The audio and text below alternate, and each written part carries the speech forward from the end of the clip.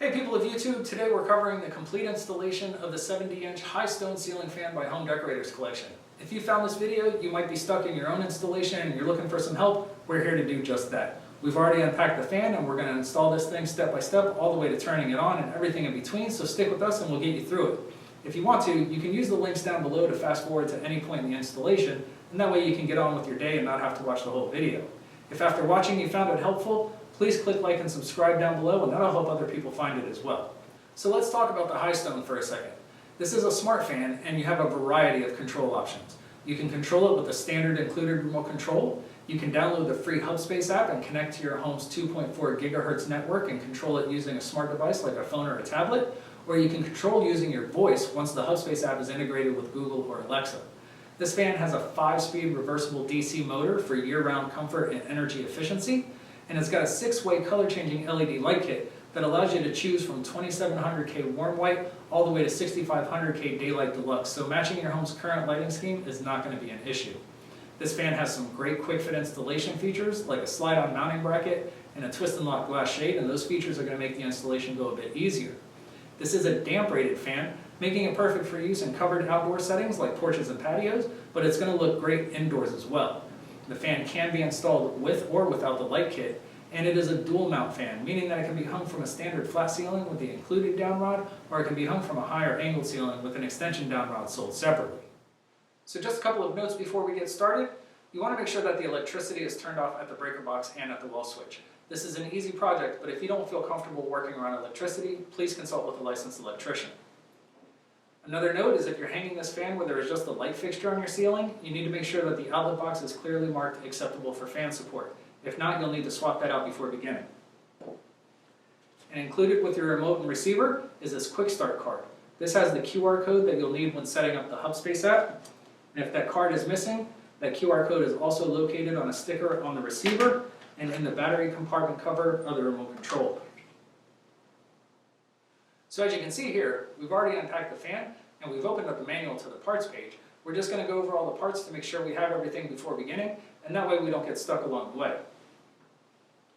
So first up, you have the slide-on mounting bracket that comes pre-installed inside the canopy with the decorative ring on the bottom, and we'll show you in the first step how to remove that to get started.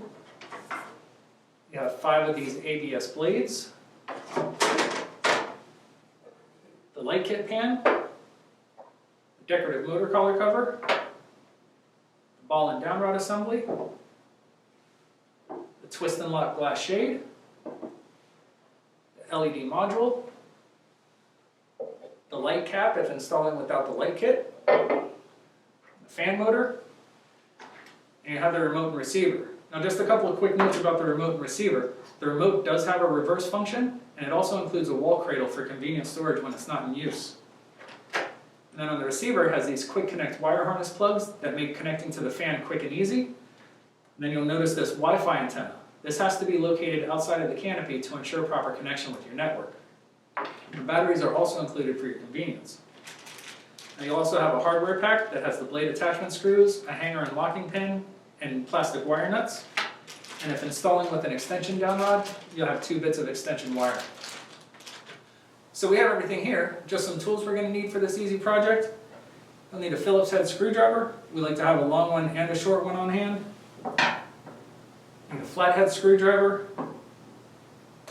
You may need some wire cutters and strippers. We like to use a line voltage tester to make sure the wires aren't live before beginning. You'll need some electrical tape and of course a ladder. So we have everything here. We're ready to begin. Let's do this.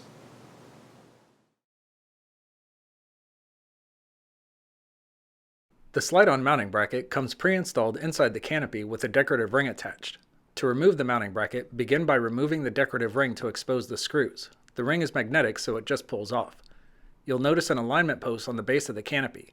Using a Phillips head screwdriver, loosen but do not remove the 2 screws on the base of the canopy, enough so that the alignment post is able to exit that hole. Once the screws are loosened, lift and twist the mounting bracket to remove it from the canopy.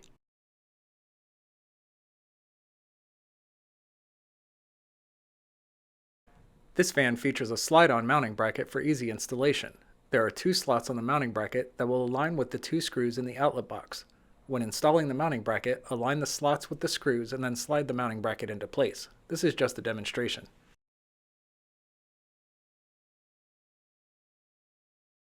To install the mounting bracket, start by using a Phillips head screwdriver to loosen but not remove the 2 screws in the outlet box.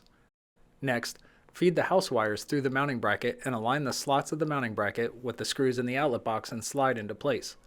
Finish the installation by using a Phillips head screwdriver to completely tighten both outlet box screws. Make sure both screws are completely tightened before proceeding.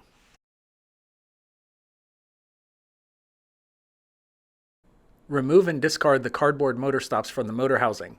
Simply pull them out of the motor housing. These are just to prevent the motor from moving during shipping.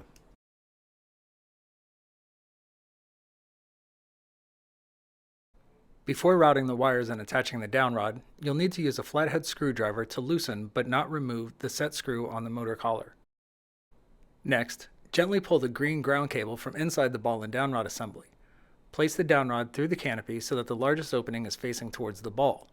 Next, place the decorative ring onto the downrod, making sure that the black side with the notches is facing towards the canopy. The last piece is the decorative motor collar cover. Place that onto the downrod so that the largest opening is facing towards the threaded end of the downrod. Then route the wires through the downrod so that the end exits through the ball side and gently pull the wires through until the downrod meets the motor collar. Note the holes in the end of the downrod and the holes in the motor collar. When attaching the downrod, you'll screw the downrod into the motor collar until the holes on the end of the downrod align with the holes in the motor collar. Once those holes are aligned, use the hanger pin from the hardware pack and insert that pin through the holes on the motor collar until it exits the opposite side. Secure the hanger pin by inserting the locking pin through the end of the hanger pin.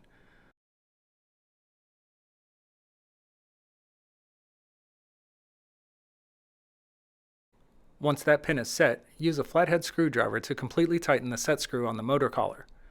Once the set screw is tightened, slide the motor collar cover and the canopy down the downrod until it meets the motor housing. Now the fan is ready to be hung.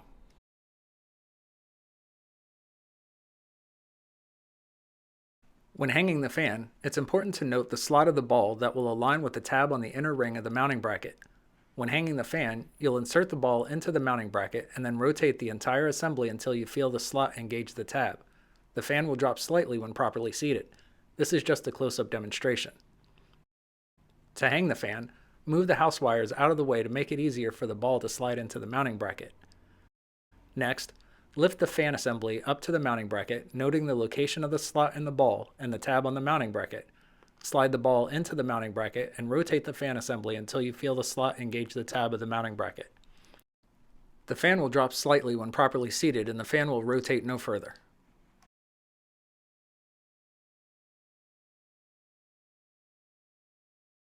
When installing the receiver, you'll notice one side has 2 plugs. Those will connect to the fan wiring. The other side of the receiver has 3 wires that will connect to the house wiring. Make sure the flat side of the receiver is facing towards the ceiling, and then insert the receiver antenna end first through the mounting bracket so that it rests on top of the ball and downrod.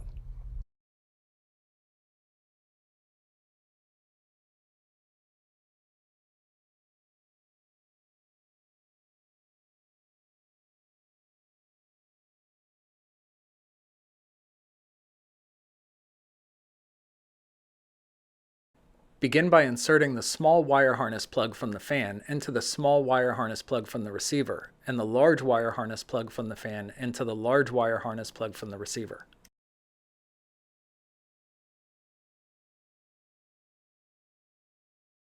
Next, take the green wires from the receiver, mounting bracket, and ball and downrod assembly and twist those wires together. Once those wires are twisted together, twist those wires together with the bare copper or green wire from the house. This is the ground connection. Secure the connection using an included plastic wire nut and a piece of electrical tape.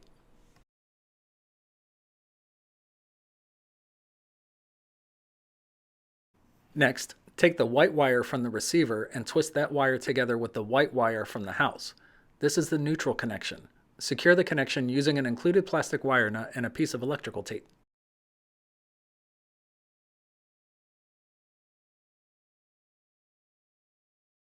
Finish the wiring by taking the black wire from the receiver and twisting that wire together with the black wire from the house.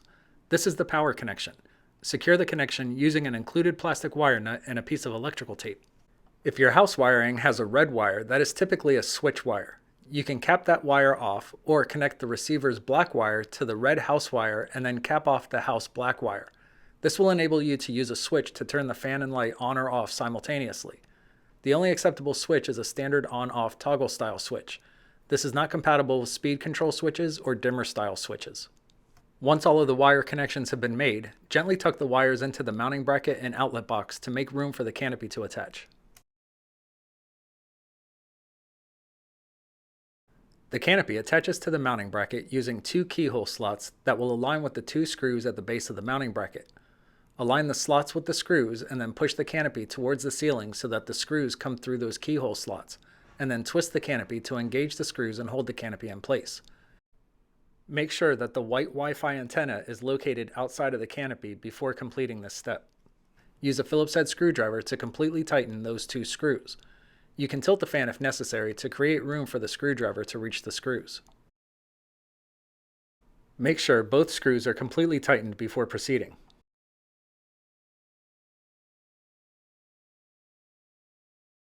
The decorative ring attaches to the canopy using two slots that will align with the two screws at the base of the canopy. Slide the decorative ring up, aligning the slots with the screws, and the magnets will secure the ring to the canopy.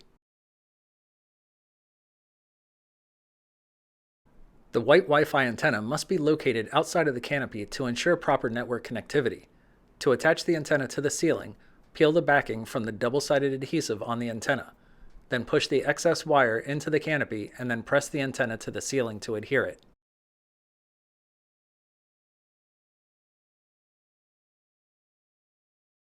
When installing the blades, make sure the side labeled "this side up" is facing towards the ceiling. The blades attach to the fan using 3 holes at the end of the blade that will align with the 3 screw posts on the blade arm of the fan. Place the blade onto the blade arm so that those posts insert into the blade holes. Next, start a blade attachment screw into each of the 3 holes. Once all 3 screws are started, completely tighten all 3 screws using a Phillips head screwdriver. Repeat this process for the remaining blades.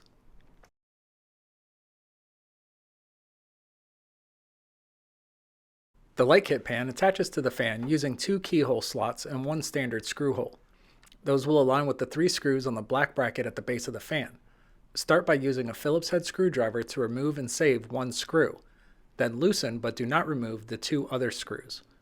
Once those screws are loosened, align the keyhole slots of the light kit pan with the 2 loosened screws. Press the light kit pan up and twist to engage those screws and hold the light kit pan in place. Using a Phillips head screwdriver and the screw that was removed and saved, insert that screw into the standard screw hole on the light kit pan and completely tighten that screw. Then completely tighten the 2 other screws.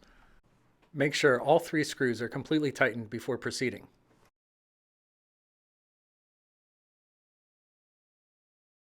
If installing without the light kit, attach the light plate to the light kit pan. The light plate has 3 flat sides that will align with the 3 nubs on the inner edge of the light kit pan. Align the flat sides with the nubs and then push the light plate into the light kit pan and twist to lock it in place.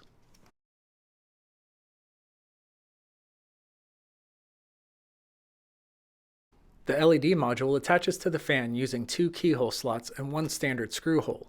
Those will align with the 3 screws on the outer ring of the light kit pan. Start by using a Phillips head screwdriver to remove and save 1 screw.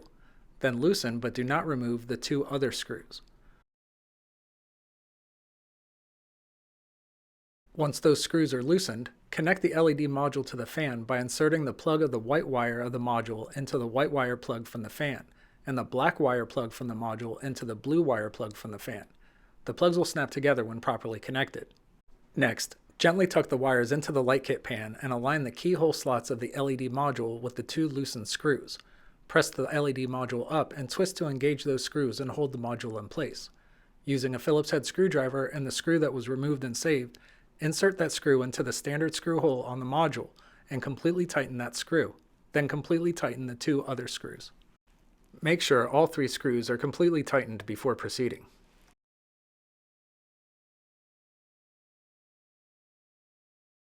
The twist and lock shade has 3 flat areas at the top that will align with the 3 nubs on the inner edge of the light kit pan. To attach the shade, align the flat areas of the shade with the nubs, and then press the shade into the light kit pan and twist to lock in place.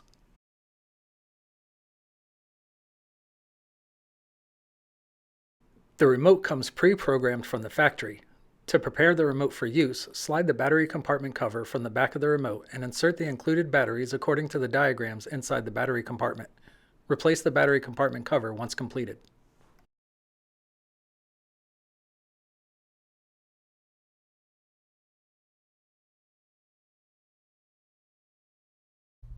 This fan features a full-featured remote control. Press the power button to turn the fan and light off. Press the power button again to turn the fan and light back on to its last settings. Press and hold this button for 5 seconds to activate the walk-away time delay. The light will dim briefly 50% to let you know this feature is activated, and then the fan and light will turn off in about a minute. Press the fan speed button to cycle through the fan's 5 speeds, starting with high all the way to low.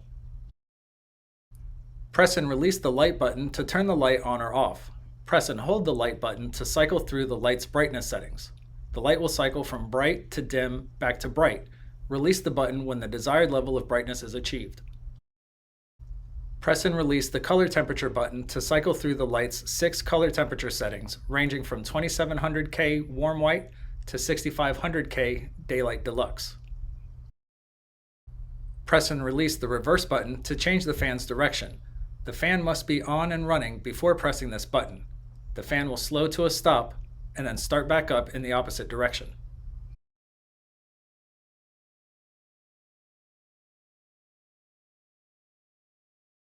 Inside the battery compartment of the remote, you will notice a switch labeled O and D. This controls the dimming function of the light. Set the switch to O to disable the dimming function. Setting the switch to D enables the dimming function. The remote comes pre-programmed from the factory. To reset or repair the remote with the fan, start with the power to the fan off at the breaker box or wall switch. Then turn the power back on and within 30 seconds press and hold the Learn button inside the battery compartment of the remote for 10 seconds. Once paired, the light will blink and the fan will begin to rotate. Repeat this process to pair a second remote to the fan. The fan can be controlled by up to 3 remotes.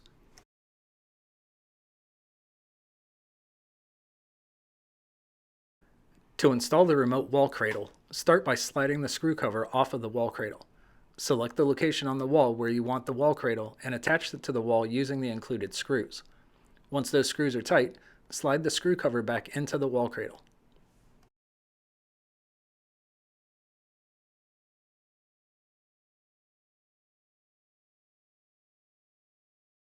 When starting the fan, you may notice that the fan seems to stutter or go back and forth when starting up. This is completely normal for a DC motor fan. The movement is the magnetic poles aligning to start the motor.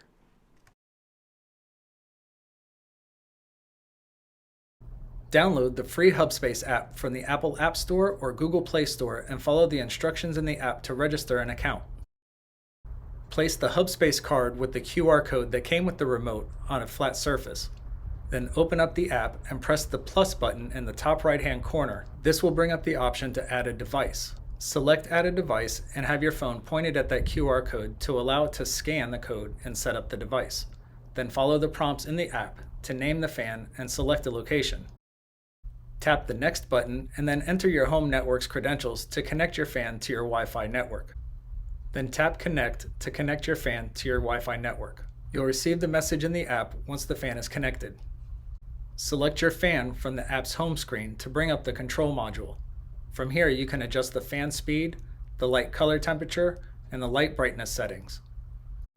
Using the buttons at the bottom of the screen, you can set a schedule, a timer, or change the settings of your fan, such as your fan name and location. Press the orange Hubspace button at the bottom of the screen to easily integrate your fan with the voice assistant of your choosing. Then simply follow the on-screen prompts to complete the setup.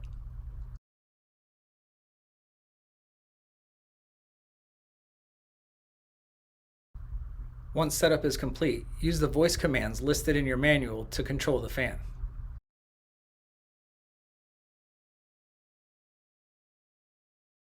Congratulations! The ceiling fan installation is now complete. Time to sit back and relax with a nice tall beverage and enjoy your new ceiling fan. If you found this video helpful, please click like and subscribe down below. That will help other people find the video as well. And as we always say around here, keep it breezy.